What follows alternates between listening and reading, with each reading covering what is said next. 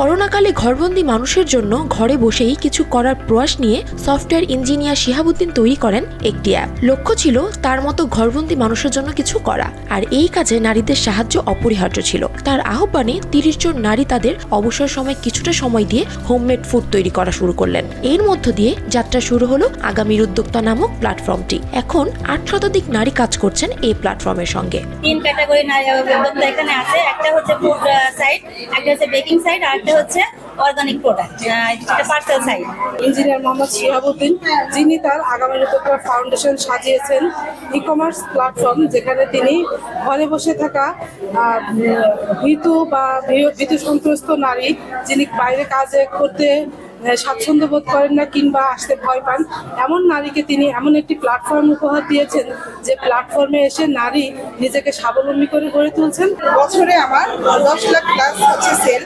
আসলে আমাদের বিজনেসটা এমন যে ঘরে বসেই মানুষ ঘরে বসে আমাদের অর্ডার করতেছে। আমাদের সার্ভিস যেটা আছে, আমাদের রাইডারদের মাধ্যমে আমরা তাদের খাবার পৌঁছাই। স্বামীর উপর নির্ভর না করে, শুধুমাত্র স্বামীর উপর নির্ভর না করে যে মানে প্রত্যেকে কিছু করা উচিত, সেনা থেকে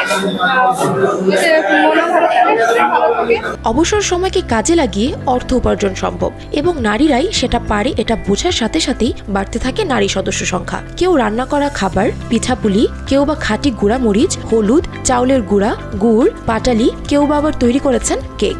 বিভিন্ন ধরনের খাবারের প্রসরা প্রস্তুত কয়েক মাসের মধ্যেই। এতে নারীরাও যেমন স্বাবলম্বী হয়েছেন, তাদের তৈরিকৃত জিনিস গ্রাহকের ঠিকানায় পৌঁছে দেওয়ার জন্য কর্মসংস্থান হয়েছে অনেক ছেলেদের। প্রথমে খুবই অল্প পরিসর ছিল, এখন আস্তে আস্তে অনেক বৃহৎ পরিসরে গেছে এবং সে একজন স্বাবলম্বী নারী বলা যায় আর কি। সে তো নিজে মোটামুটি চলতে পারে এবং সে ফ্যামিলিকেও অনেক সাপোর্ট দেয়। টোটাল প্ল্যাটফর্মের সেলস 5 কোটি টাকা, যার ভিতরে 1.5 কোটি টাকা সেলস শুধুমাত্র আমার। আর এর মাধ্যমে আমি আমার ডিপ্লোমা পড়ালেখা থেকে শুরু করে আমার সংসার সম্পূর্ণটাই আমি এখানে থেকে চালাচ্ছি এবং আমি স্বাবলম্বী। আমি বলতে পারি যে একটা সংসার চালানোর মতো যে সক্ষমতা ইঞ্জিনিয়ার হওয়ার পাশাপাশি আমি এই প্ল্যাটফর্মে থেকে আমি গর্বিত।